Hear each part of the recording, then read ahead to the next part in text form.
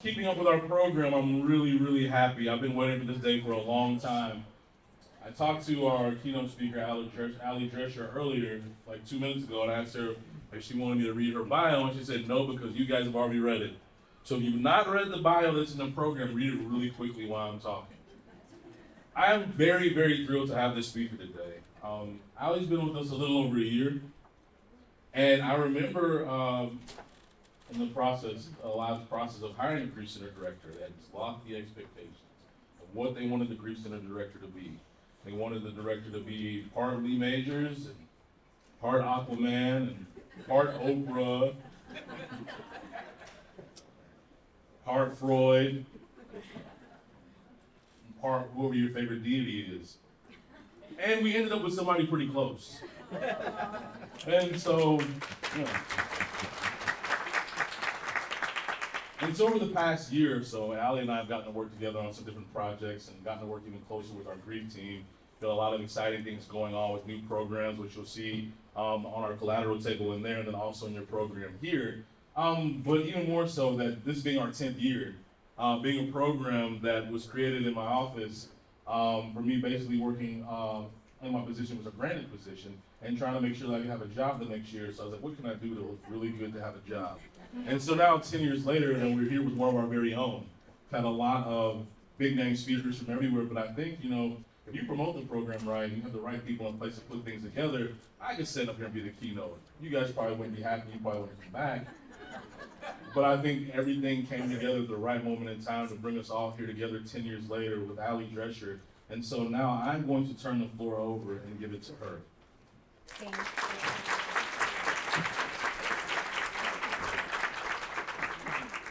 Let me make sure my mic is on. Can you hear me?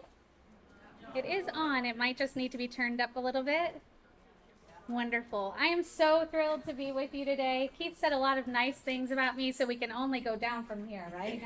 The human version of what he was just talking about is before you today, and I'm glad to see a room full of really compassionate people that will take me for just as I am. It is just so thrilling to be with you. It is humbling and an honor to be a part of the Alive community, to do really great work with fantastic people that are in the trenches day in and day out. There's no place I'd rather be. I've spent the last few years traveling all across the country, talking to mental health providers about how to help grieving people in the clinical setting.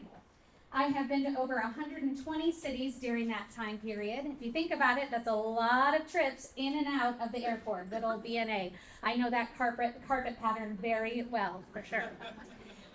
When I have been doing that work, I noticed something that was a little bit of a new learning experience for me, but I want to share this tip I learned on the road with you so that you can put it to good use if you're ever traveling, particularly if you're taking a Southwest Airlines flight. Now, if you really think, I know they keep saying this plane flight is full and it's at total capacity and every seat will be filled, but I really want to have my own row. There's one way that most of the time you can work that out, and that is to bring with you your very favorite reading material pertaining to death, dying, and end of life. It's perfect. You have that book out with you as you are boarding the plane. I'm telling you, suddenly everybody's got a C ticket. Nobody even wants that first class A anymore, right? So think of me. Enjoy your flight in relaxation with your legs stretched out the next time you try my little trick. Grief can be a really daunting thing for us to talk about. We don't have a lot of language for loss in America right now. We'll talk a little bit about that.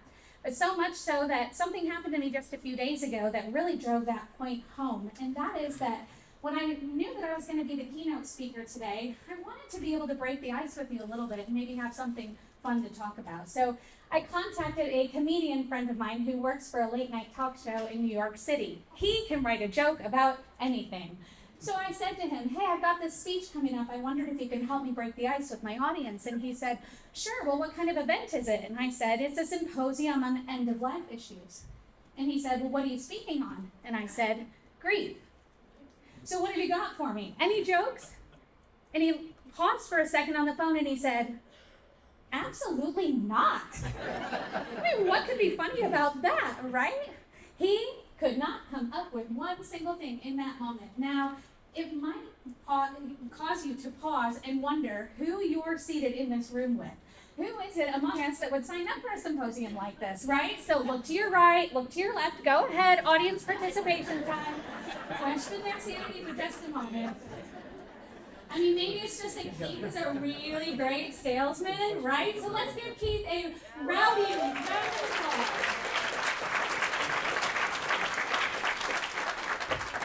I like to think he's just very misinformed, missing out just a little bit.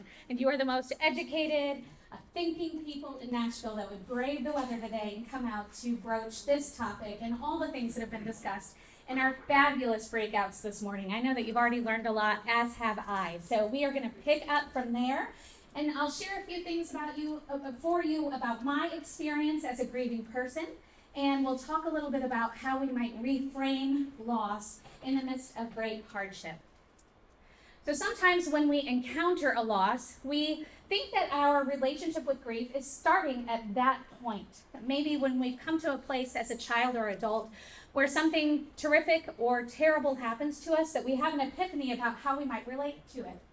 In grief, though, our stories with loss and how we relate after something we love is no longer present actually starts way before we are ever even born.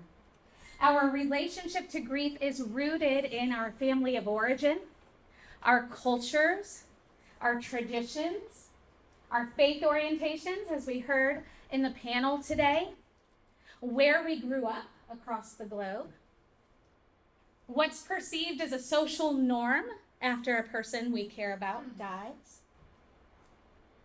what's happening culturally in our communities at that time of death, our ancestors and how they would relate to a loss. Graveyard picnic, anyone? Are you wishing we had taken a field trip over this lunch break we just had? So our relationship with loss begins far before we are ever even born. It's not something we encounter because a loss occurs to us at that point. It is rooted in our family of origin and all of those things I just mentioned. In looking at my own story for the purpose of today's discussion, my story with loss recently started on my grandparents' farm. This photo is of a lovely town in central Indiana that is filled with layers and layers of golden cornfields as far as the eye can see. It's a pretty simple area and way to grow up, according to my mom's account. In the wintertime, it looked like this.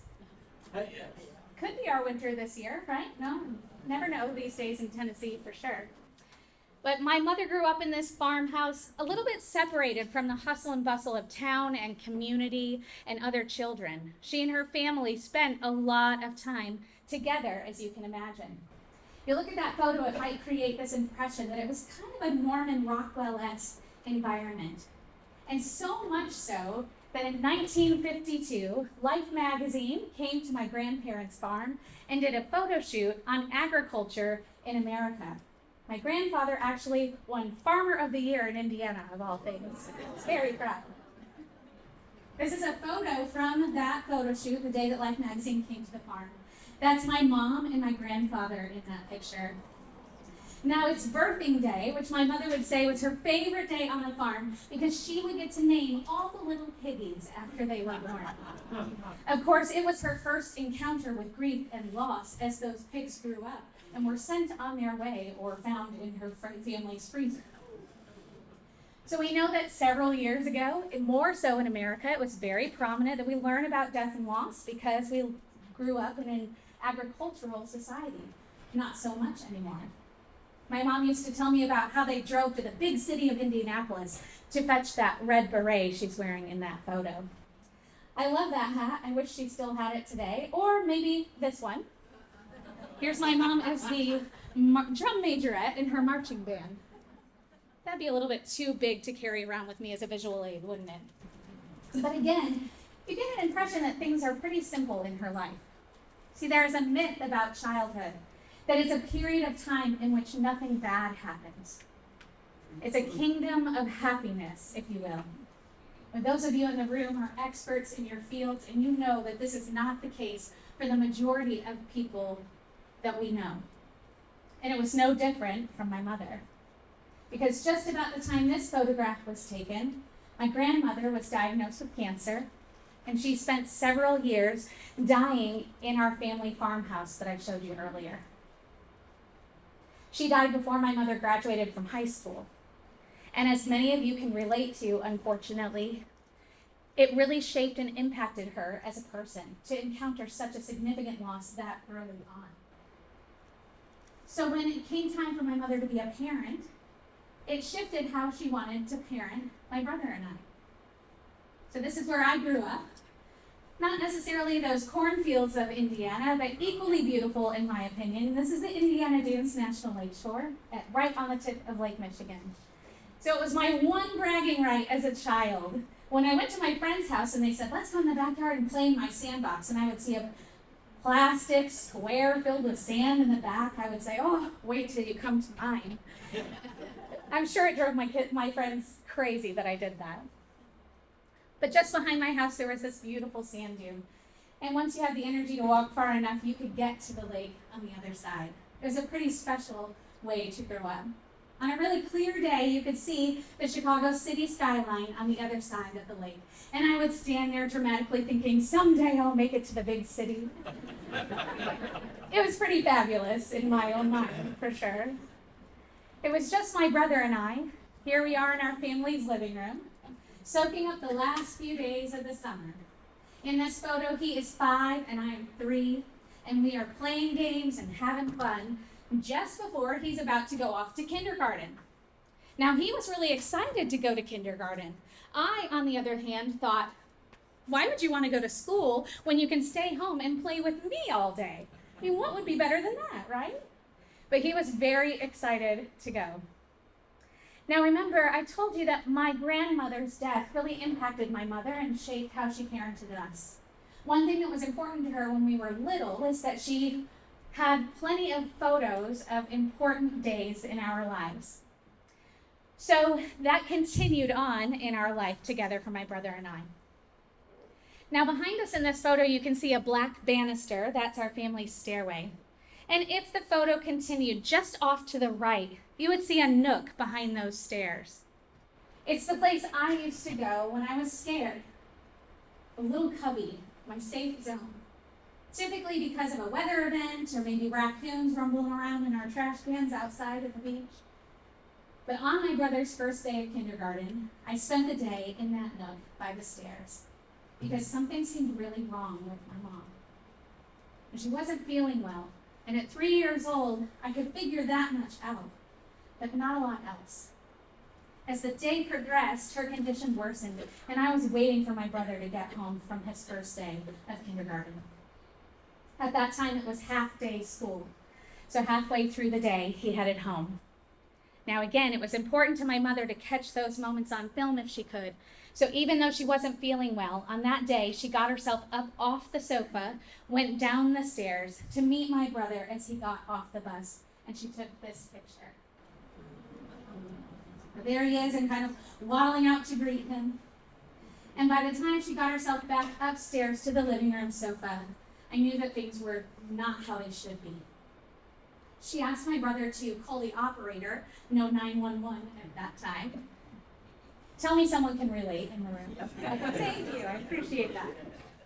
So my brother had to head to the yellow rotary phone we had hanging on the wall in our kitchen with a very long cord, but he couldn't quite reach it. He got a bar stool from the kitchen, dragged it over to the phone, but all of this was taking a long time, and my mom started to think things really aren't good. So she asked him instead to forget about the phone and run across the street to one of our only neighbors. You can see their chimney behind the bus in that photo, to get some help.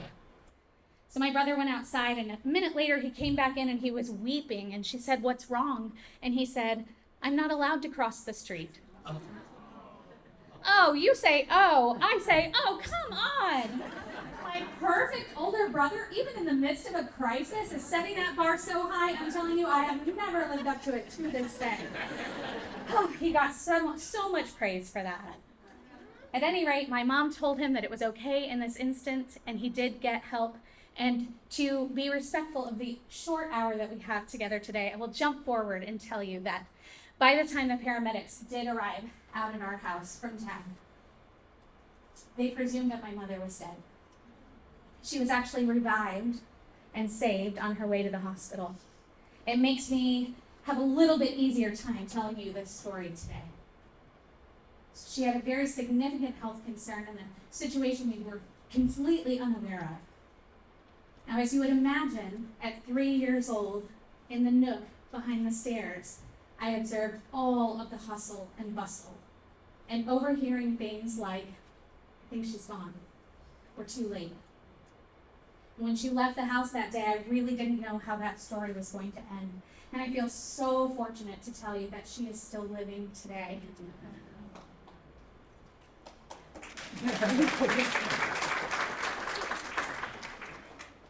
When I think back upon that day and how it impacted me, I'm sure there are some of you in the room already psychoanalyzing that event, knowing maybe why I'm in this helping profession now. And for my mother, it changed her course just a smidge as well. See, when I was growing up, my mother decided to do something slightly productive with her grief, if you will. After the experience of the death of her mother and that near-death experience, my mom launched out all across our region, speaking to groups of people on how to help grievers. Can you believe that? Now, this apple did not fall very far from the tree. Trust me, I tried. It was just meant to be, I guess. And I'd be that little girl in the back of the seminar room, coloring in my coloring book, absorbing stories from my mother's perspective of what it means to experience loss and what you do as a griever with your life. So I thought I knew a lot about grief as a young person. It really wasn't until I started to experience my own losses across my lifespan that I had to start thinking, how do I feel about all of this? What am I going to do? So just as I know you can relate in the room, I've experienced a lot of losses across my life, but the most significant to date is depicted here. So 15 years ago, my husband and I were thrilled to find out that we were expecting twins.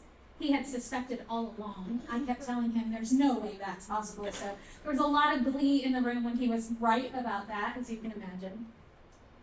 Very early on in my pregnancy, at my 12-week checkup, I was told it was highly unlikely that either one of them would be born living. That is a lot of information to take in at your 12-week appointment. It set me and my husband and my family on a path of enduring what felt like a forever pregnancy, anticipating the likely deaths, but hoping for the births of my children. If we looked out this window, we'd be able to see the hospital room where I spent 8 weeks with 2 fetal monitors in that bed, waiting and wondering what was going to happen. And I can tell you that we worked with a really great team of doctors here in town, and we did have a slightly different outcome than the one they initially suspected. So on the right is my daughter Evelyn, and she is a healthy 15-year-old at school, hopefully today. And on the left is my daughter Abigail, and she lived for 2 days before she died. Now, I tell you this story today not because this time is about me, because it isn't. I tell you this story to help you understand that something happened to me that day. And there's something happening in the lives of our grievers that we support that goes overlooked oftentimes. This was the first time in my life when I had to say, how in the world do you hold on to such beauty and immeasurable pain all at once? And I would argue we are ill-equipped to do that in America. I'm going to make some sweeping generalizations today as we go. I know we don't know each other that well. I hope you'll give me the benefit of the doubt as I make these statements about where we're headed in American society. Things might be different for you based on your background, the pocket of the culture in which you participate, and that is great. But in general in America, we are not equipped and taught to suffer. We are founded in the pursuit of happiness. We plan all sorts of good stuff, and all the while ignore the fact that other challenges will encroach on those plans. We look toward the future, and all we think about is the good things that are going to happen. So what do we do then when suffering enters our path?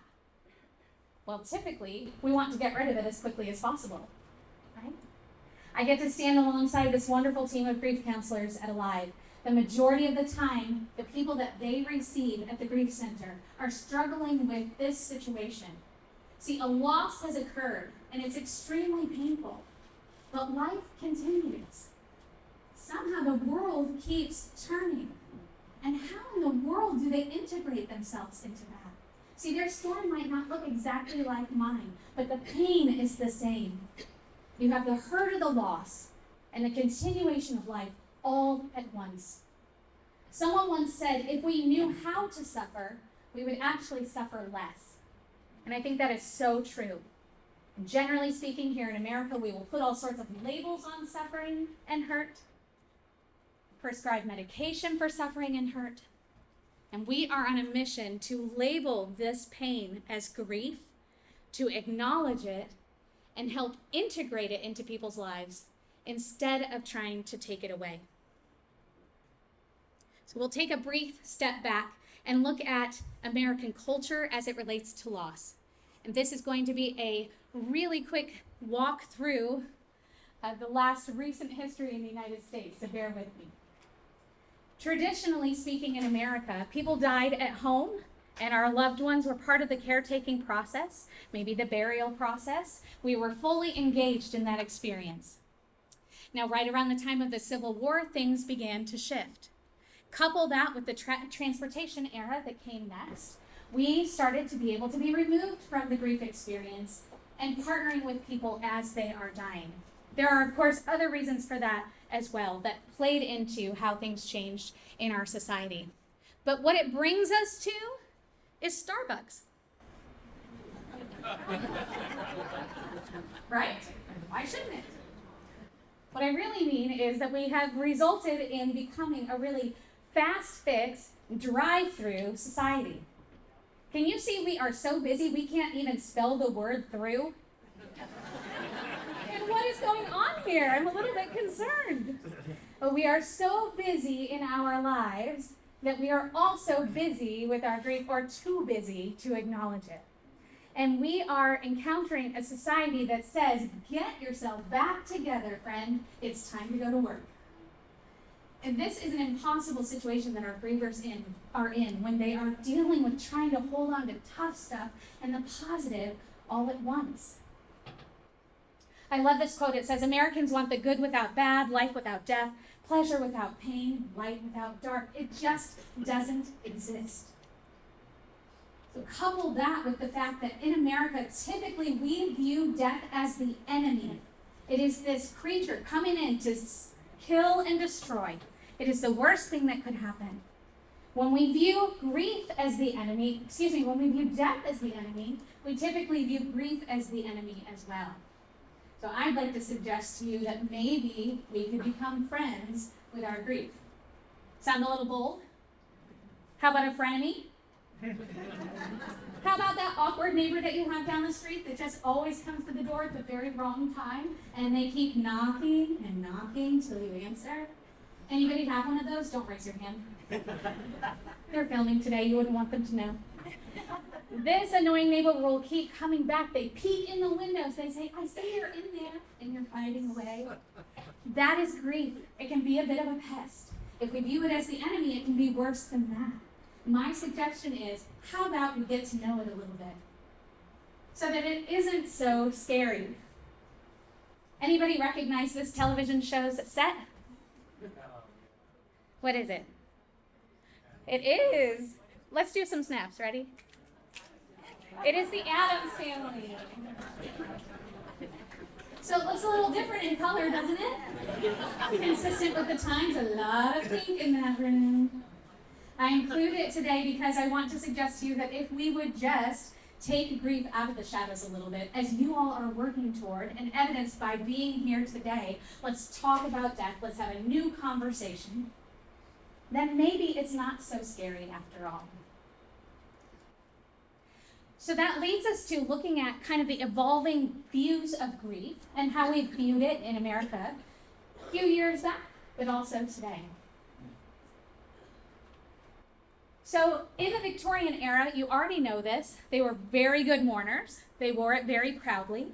Because of Queen Victoria and her approach to grief, we could grieve actively in public with layers and layers of black crepe fabric in a non-air conditioned environment for the rest of our lives if we wanted to, and that was perfectly okay.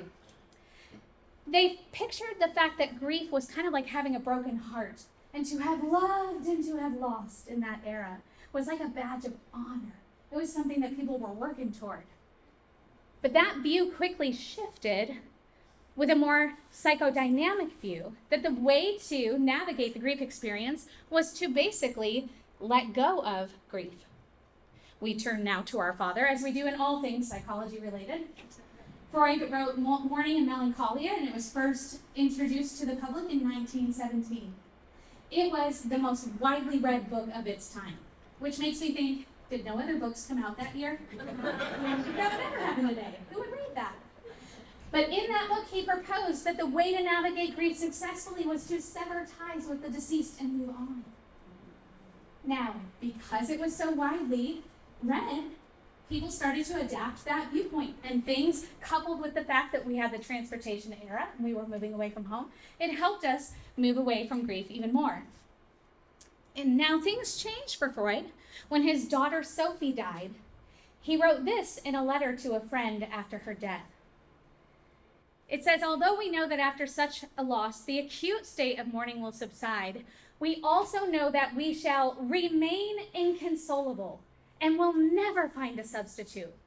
No matter what may fill the gap, even if it be filled completely, it nevertheless remains something else. And this is how it should be.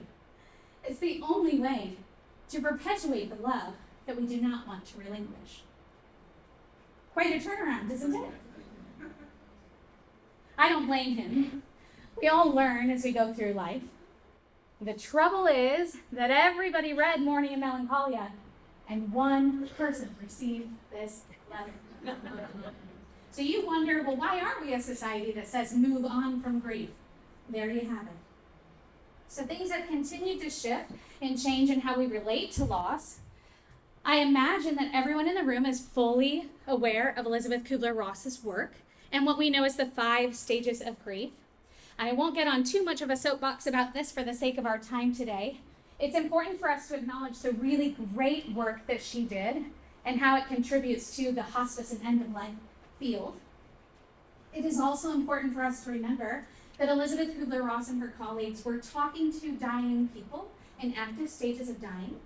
At some point in that process, they decided it looks a lot like grief, and guess what? It does. Most of us in the room can probably relate to these 5 stages.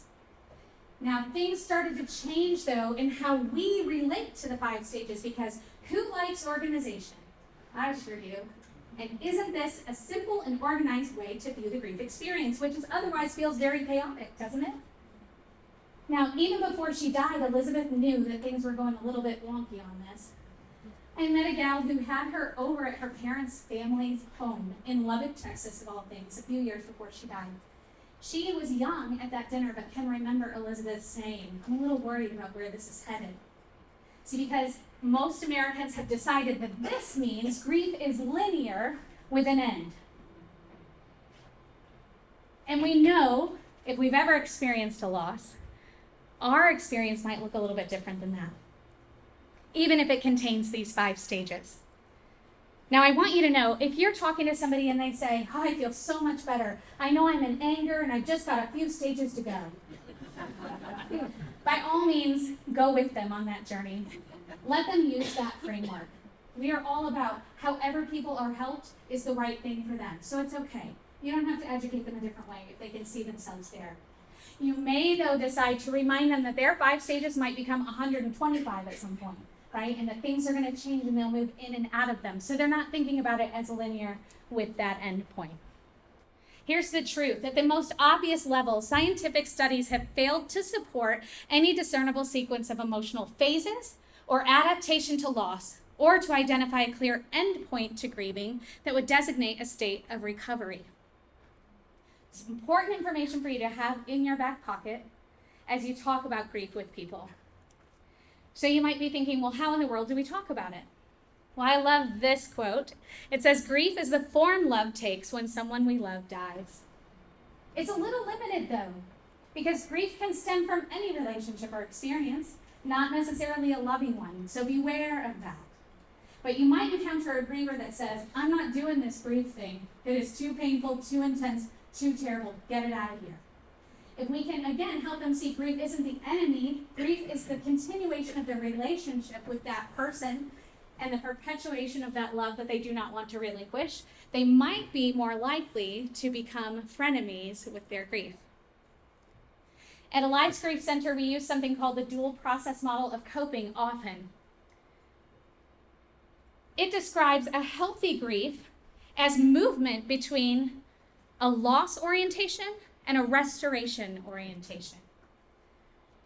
Both sides, though, can contain a source of stress, because I can put it in simple terms. We want what we have, and we don't have access to it. And this other thing that we're left with feels pretty scary and daunting. And most grievers engage in something we call dosing, and we all do that in our lives. It's probably why we have so much social media. We talked about this in one of the breakouts earlier. But sometimes you just need to take a step away from it. So dosing is going toward their grief, attending to pain, working out unfinished business, whatever it looks like for them, but then intentionally setting it aside. That would be a healthy integration of the loss into their life. If you're a visual learner, it looks like this. You've got the loss on one side, restoration on the other. Life is happening in the middle. Now, most grievers are going to say, "Could you just hit a pause button for me, please? I need a bit of a time out. My 3 days off were not enough. Help." So they're struggling with balancing or going back and forth between those two sides. You've got some examples of things that are happening under the restoration and loss side. But there can be more than that as well. Basically, it is the experience of living in liminality. It is being at that point between what was and what will be, and having no idea which way to go, which way's up, and that things can feel really uncomfortable. If you were hoping to walk away from this keynote speech today with lots of great ideas about things to do with grievers, I'm sadly going to disappoint. Because the one thing that we need to do with grievers is not so much doing. It is being with a person who is experiencing that state of liminality that can be best. Before I spent those 8 weeks in the hospital, I spent a lot of time at home anticipating the deaths of my daughters during that pregnancy. I had one little place of respite. It was a swing in my backyard. Fortunately for me, my mother lived with us at the time. Occasionally, she would spot me on that swing outside her kitchen window, and she would walk out back, sit down on the swing, and join me there. Most of the time, no words were exchanged. Even in her mother bear mode, she resisted the temptation to try and fix it for me. She sat with me while I grappled with liminality. That is the greatest gift I received in that extreme, excruciating pain. Everyone in this room has the capacity to do that, to set the words and expectations aside and be present with someone. So the main focus of the remainder of this discussion is about this principle known as meaning making. It's something that comes up often in end-of-life care, so you're probably already familiar with it. It is a constructivist approach. It's rooted in the fact that we learn things over the course of our life, and they stack on top of each other. So when we're young and our circles of influence are small, we begin there with our understanding. Once we get to the big city, like I wanted to when I was standing on the beach, we might learn a little bit more, and things grow and develop from there. It ends up to be how we categorize events that happen to us across the lifespan. So we don't necessarily know that we're doing it, but typically, everywhere we go throughout the day, most of us make sense of what we're experiencing. Today I got a really great parking spot. If you didn't, I apologize for bragging about it. But I got up really early. So in my mind, I think, getting up early equates to a great parking spot. That is meaning making in a very simple form. okay? It helps me make sense of what my day looks like. All of this meaning making going on throughout our lives becomes our self-narrative, or the story that we tell about our life. So because we can do that in our day-to-day existence, guess what? We also do it in grief. And I know that you all are familiar with sitting with people as they are making meaning, either anticipating or in the wake of a loss. So these meanings are rooted in our cultural experience.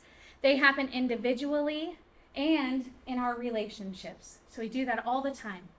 And in grief, sense-making and benefit finding are two key ingredients to a healthy integration of loss across your lifespan.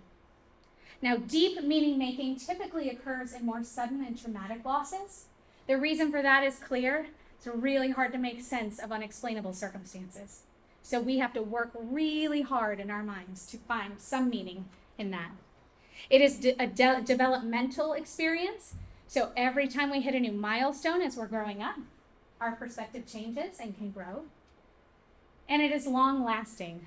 We're never really done with it.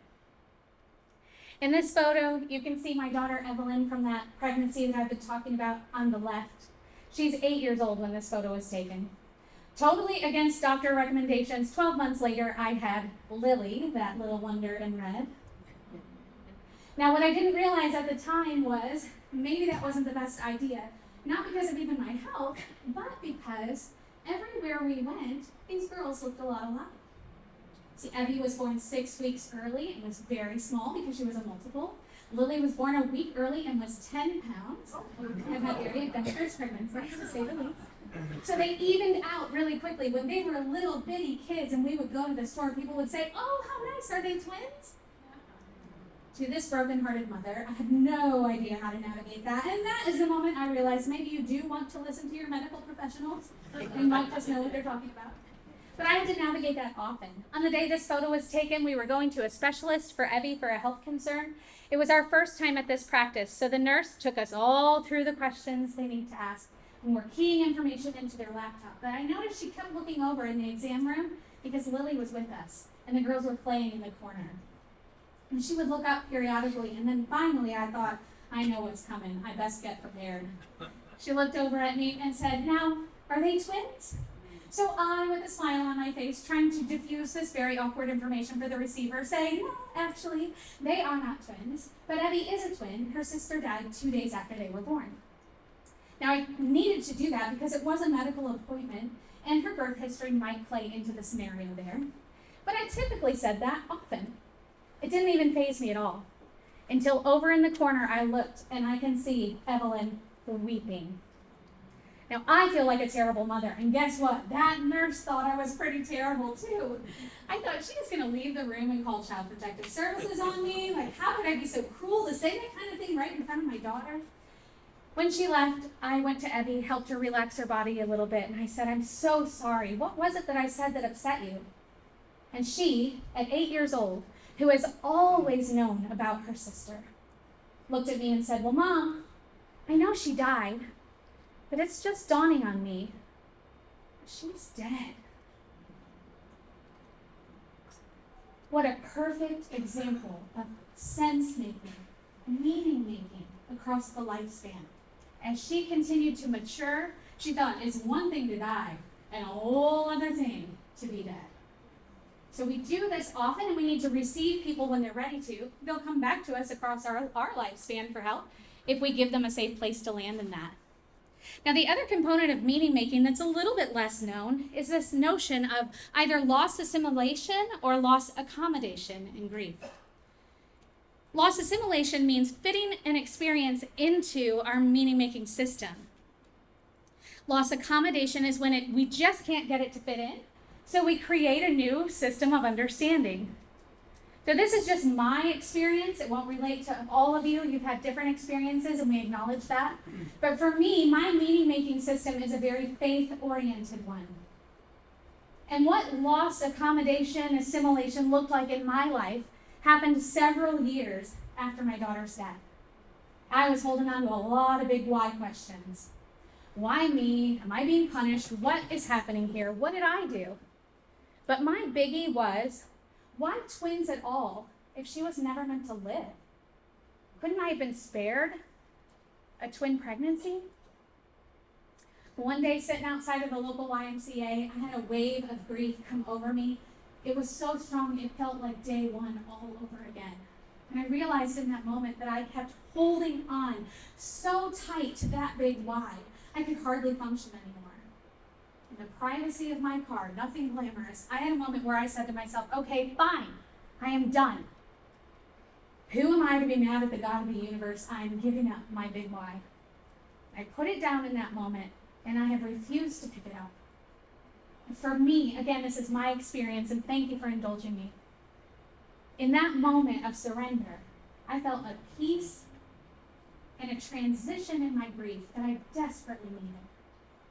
Whether or not your meaning-making system looks like mine doesn't really matter. What matters is that we figure out how to live in that liminality, and we either accommodate or assimilate the loss into our life. So we ask a lot of big existential questions. That's not surprising. And then something else that we start to encounter in meaning making is this idea of telling living stories. So Courtney Armstrong is a really great psychotherapist in Chattanooga, Tennessee. She talks about this in her book, Transforming Traumatic Loss, which is a really great reading. What you might notice about grievers when their loss is recent and grief is acute, they will tell and retell the dying story over and over again, circumstances related to the day of the death itself. It can relate to life losses as well. But over time, our hope is that that same grieving person can start to tell living stories before the illness, before the addiction, when the relationship was at its healthiest. When we see a grieving person make that transition and start to tell living stories, we know that things are happening in their meaning-making approach to their grief. So where I would like you to live with a griever is between the dying story and the living story. It is a very tangly web. We tell the dying story because that's when we feel closest to our person. It evokes a pain response for us. And if they suffered, we should suffer. That pain is tangible. It helps us to feel close to them. We're seeking emotional proximity. That living story has different feelings associated with it. It might feel a little bit more distant. But you can hang out in that web between the two. Allow time and opportunity and space for them to tell and retell the dying story while gently encouraging them to start to tell the living.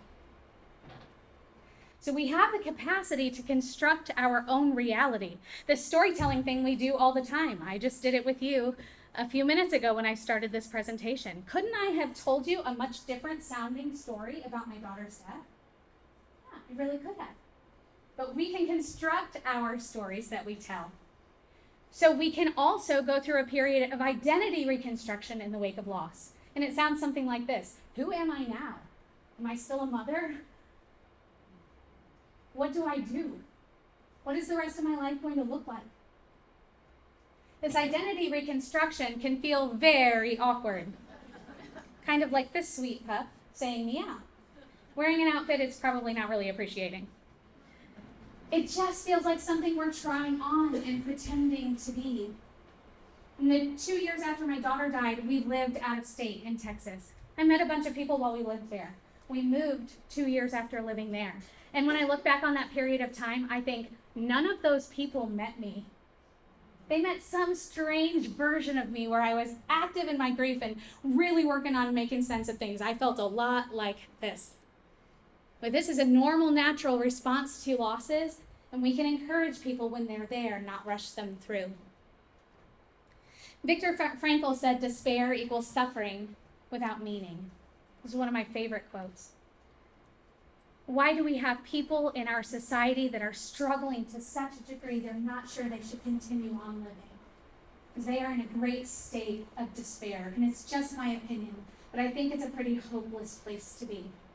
When we can't make meaning of our experience, we are more prone to feel that state of despair. Several years ago, I had the honor of meeting a gentleman who came to see me 2 years after the death of his daughter. When he described the events of the day of her loss, this quote just came to mind. See, it was a regular Saturday. She was playing out with friends in the neighborhood. At dinner time, when she should be back home, she was not back home. So he went door to door to neighbors and friends' houses looking for her.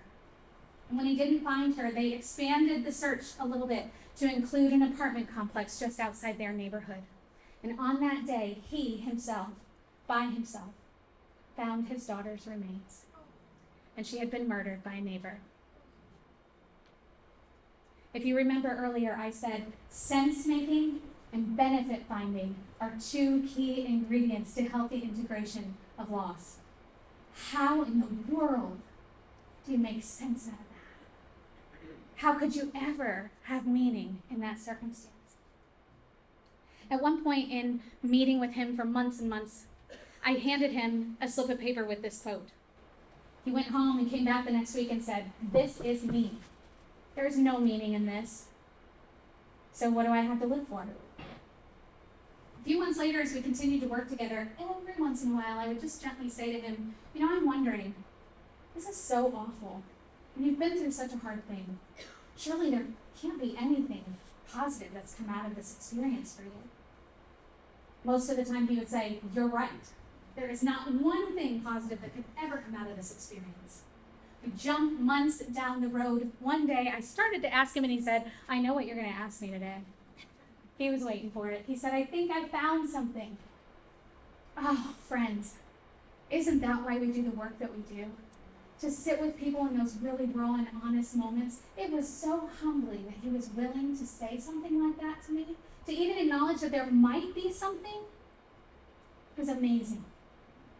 So he said to me, "I smoked a lot of dope when my daughter was living. I quit smoking when she died, and I'm more present now for my living children."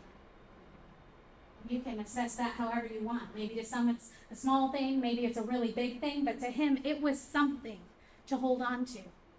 If we could leap forward 9 years, if he were here with me today, he has forgiveness in his heart for the person that raped and murdered his daughter. And he's telling people about it. I'm not making this up. That there can be sometimes beautiful things that happen in the wake of a loss. Yet I am also here to tell you that that's not the goal. If you ask me what we do at our grief center, I would not say, "Oh, it's to help people find the silver lining in their terrible experience." That's not what we're about. We're there to bear witness to it if and when it happens. And if it doesn't, we are there to support that too. Because the real thing for us to look at when we consider liminality and the whys and the questions that we want answers to, it's really this. If it's never going to make sense and there is no meaning in this experience, can we still live? Can we go on without the answers? Can we be healthy and productive people in relationships across the rest of our life, even if this thing happened and will never make sense of it? That can be the goal of your meaning-making experience. So sometimes there is a gift in grief. You all are probably familiar with post-traumatic growth. These are positive things that might happen. Grievers are often resistant to this, though, because it almost feels like betrayal to the one that they wish they had present with them. It is better received if you're talking about it with someone, if you talk about the fact that it coexists with pain. So you're not replacing pain with this wonderful thing you've identified that's happened in your loss. They coexist together. It takes me back to the beginning. We got to hold on to the tough stuff and the positive all at once without giving into that fight, flight, or freeze response. That is your goal, to help them be able to live there a little bit more comfortably. And we do know through research that meaning decreases symptoms of complicated grief. So really what we're talking about here is moving from why to since. Now, since is a word my mother used that used to drive me crazy. And now here I am today sharing it with you. Instead of saying, "Why is this happening?" could we not say, "Since this is happening," and proceed forward from there? Let me tell you, if I had met that gentleman who survived the death of his daughter, and day one I said to him, "Is there anything good that's come from this loss?" What do you think would have happened? Right? He would have punched me in the face, gone to Google, ruined my online reputation, and told all of his friends about it, never to be seen again. My point here is that we have to let grieving people lead in their process. It's not our job to walk them toward this silver lining again, but to be present with them as they're making sense of things for themselves. So since this has happened, how do we then proceed? At Alive's Grief Center, we are open to the community at large. This is something that's really important to us. We love serving Alive Hospice family members through their grief experience, but anyone can come to us, regardless of how long it's been since the loss occurred or what type of loss they've experienced. We see children 3 and up, and we just had a tremendous gift to be able to move into a new location that provides us not only counseling spaces, but group counseling and creative therapies as well. We have an art room, a writing room for narrative therapy, a playroom, and everyone's favorite, the volcano room, which is a place to come and blow off steam and anger and frustration related to loss in a healthy and safe way. So we hope that you'll keep us in mind as you encounter grieving people or you know someone that might potentially benefit from that. We offer an umbrella of services that are created to catch grievers where they are in that experience, because everyone needs a different language in which they can tell their story, right? Not everyone would want to be up here talking about their loss this morning. I mean, Seinfeld tells us that, of course, the number 1 fear in America is public speaking. Number 2 fear is death. So that means if you're at a funeral, you would rather be in the casket than giving the eulogy. It's tough to talk about. So at our center, we really want to make sure that we're giving people various creative avenues in which they can tell their story with loss. Before we finish today, I want to thank you for allowing me to tell you some personal stories. And I'll end with this one. So this is Lily. She and I were at the eye doctor a few years ago. And I thought, if there's any way I want you to think about yourself when you're with a grieving person, it is like this. So you can tell I go to the eye doctor a lot. And when you get there, they put that radical thing in front of your face, some sort of contraption that does some things. I have no idea what they are, but it tends to work. They will have you cover one eye while they tweak the vision in this eye over here. Once they get that lens figured out and do the same thing, they're going to cover that eye and have you tweak the vision over here. So once they've done that in both eyes, what's the expectation? You can look across the room and see those letters on the other side of the wall. Yes, thank you for staying awake with me even after the lunch break. I really appreciate that. They are tweaking our vision. And friends, that is what I'm encouraging you to do with grievers that you encounter in your personal life and professional, whether the loss has happened yet or not, whether you feel like it's a legitimate loss or not, whether you have feelings about what they're going through or not. Set yourself aside. Tweak the vision. So we talk about that dual process model of coping. You've got the loss in one eye. Cover the present and future eye and help them figure out what's going on over here. What's making it difficult to integrate the loss into their life? Is there unfinished business? Is there stuff in that relationship? Was there abuse there? Or things we're holding on to? Tweak the vision in that loss eye. When they're ready, when they show you and they lead you there, cover that loss eye. Tweak the vision in their present future eye. What's scary? Where do they think they might go? What could be born out of this painful experience? When you do that, and you step away, your griever will be seeing the loss, themselves, and their future just a little bit more clearly than before they met.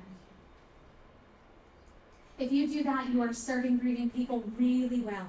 Set aside any more thoughts of doing than just that. Sit in that space of liminality with people. Help them to hold on to the tough stuff and the positive all at once. Get comfortable in their suffering without giving in to fight, flight, or freeze. Let them experience the fullness of their pain and their joy, if there is any. As I leave you today, I'm going to tell you something that maybe you don't hear very often. Typically, when you leave, people might say, "Have a good day." I'm going to encourage you to have a bittersweet day. Have a bittersweet day. Let those bitter things enter your existence. They don't have to derail you. You can embrace them. Become a frenemy with your loss and your grief. And guess what? It's possible that the sweet will feel even sweeter. And before I go, I borrow this quote. I wish I had said it myself, but I wasn't born young enough, so he got it first. Learn your theories well, but lay them aside when you touch the reality of the living soul. I am just here to tell you, despite what Keith said, I am an absolute human, and I get all sorts of things wrong. This is, from my perspective, today's presentation. It's limited due to our time frame together.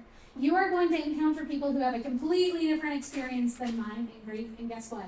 That is totally okay. If you need to throw out things we've talked about together today to be able to meet their need, just meet their need. Lay them aside when you touch the reality of the living soul. Thank you so much. I appreciate it.